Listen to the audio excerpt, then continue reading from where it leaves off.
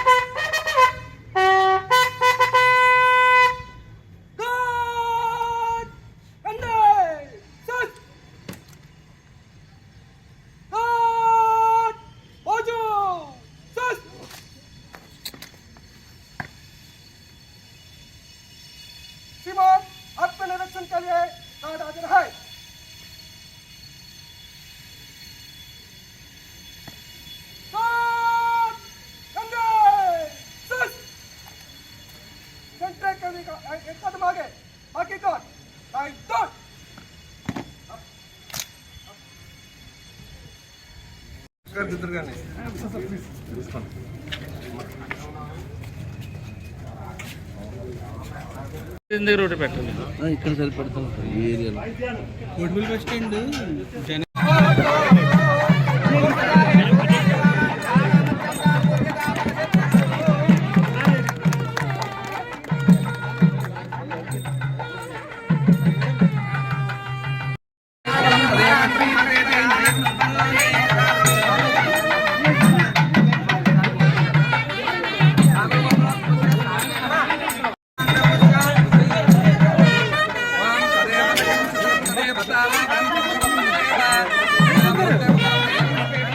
రావద్దు sir sir sir sir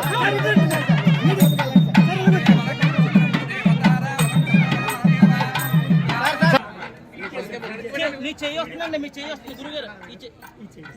సరిగ్గా పెట్టండి అన్న. నాకు కింద పెట్టన్నా.